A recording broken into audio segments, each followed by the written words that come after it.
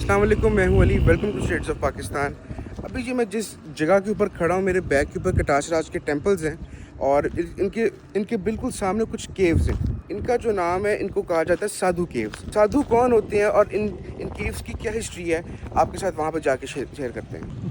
अच्छा, ये बिल्कुल मेरे सामने जो है ना कटाश राज है, उसके आप जब गेट पे खड़े हो तो ये सामने कुछ केव्स देखने को आपको मिलते हैं।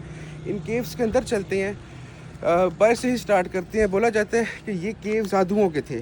साधु वो लोग होते हैं जैसे हम लोग आसान अल्फाज के अंदर के फ़कीर लोग होते हैं। हिंदुज़म के अंदर ज़्यादातर लोगों को साधु बोला जाता है कि जो कि दुनिया से अपने आप को बिल्कुल कट ऑफ कर देते हैं और उनका जो भी ताल्लुक़ होता है अपने मालिक के साथ होता है। ज़्यादातर कहा जाता है कि जो साधु लोग थे ये बिल्कुल भी कपड़े नहीं पहनते थे और इनकी जो मेडिटेशन के टाइम्स थे, जो इनकी जो सारी ड्यूरेशन थी मेडिटेशन की, बहुत ज़्यादा हुआ करती थी। अच्छा, फर्स्ट केव के बाहर इस वक्त मैं खड़ा हूँ। ये इस केव की एंट्रेंस है। ये सारी वुडन बनी हुई है और कहा जाता है कि उस वक्त के जो साधु थे, अच्छा ये केव्स तकरीबन मतलब ये जो फंक्शनल है 5,500 साल से हैं, लेकिन ये फंक्शनल उस वक्त से हैं। ये केव्स को बने हुए मिलियन ईयर्स हो गए हैं, क्योंकि ये जो केव्स हैं, अंदर जाके भी अभी आपको सारा इसका टूर देता हूँ।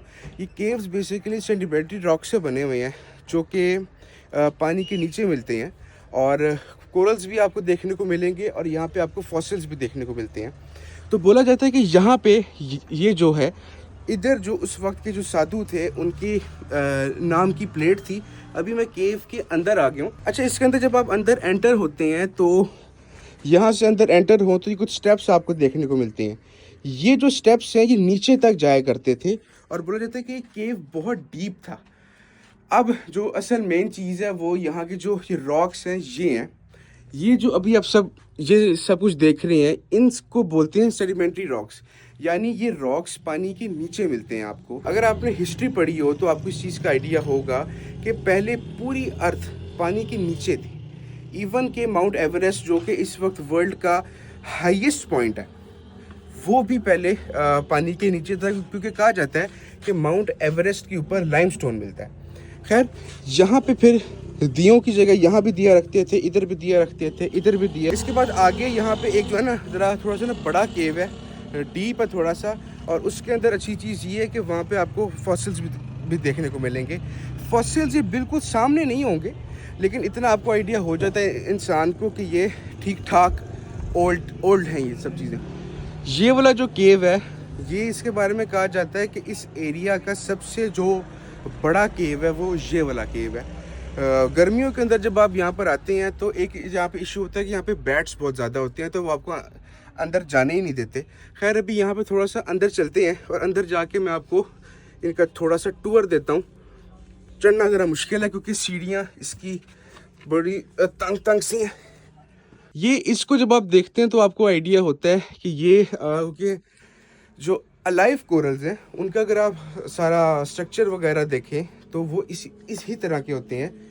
मैंने एक दफ़ा यहाँ पे एक गाइड को हायर किया था। उन्होंने बताया था कि ये जो आप देख रहे हैं ये किसी चीज़ का फॉसिल है, क्योंकि इसका जो यहाँ पे जो इसका जो सारा स्ट्रक्चर है ये फॉसिल्स का होता है। अच्छा, मैं बहुत आगे तक तो नहीं जाऊँगा केव के अंदर, क्योंकि यहाँ पे बिल्कुल अंधेरा होता है। ये इधर से एंटर हो के ये सीधा जाके ये एंड तक फिर केव जाता है और ये वाकई बड़ा खौफनाक है।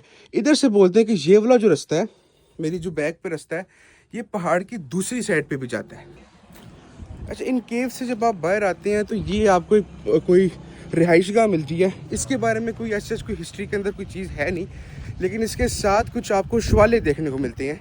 जो गाइड मैंने हायर की थी उन्होंने मुझे गाइड किया था कि ये जो शवाले होते हैं ये बेसिकली छोटे मंदिर होते हैं, और इन शवालों की अच्छी बात ये थी कि इनके अंदर शिवलिंग थे।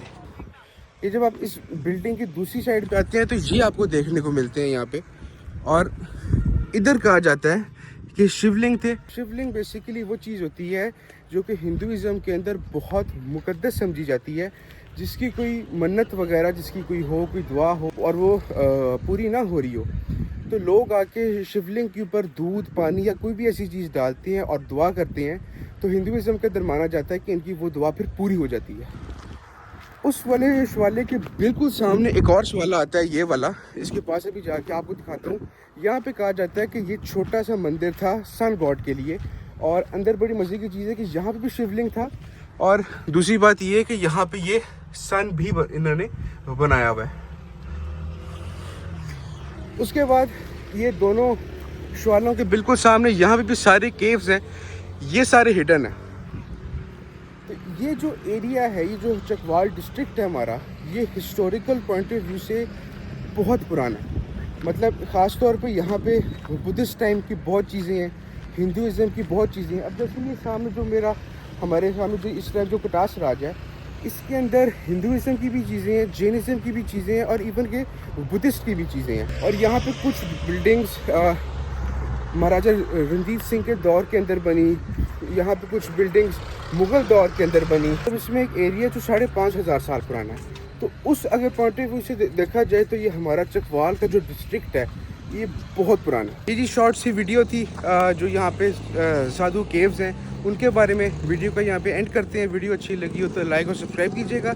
आपका बहुत शुक्रिया।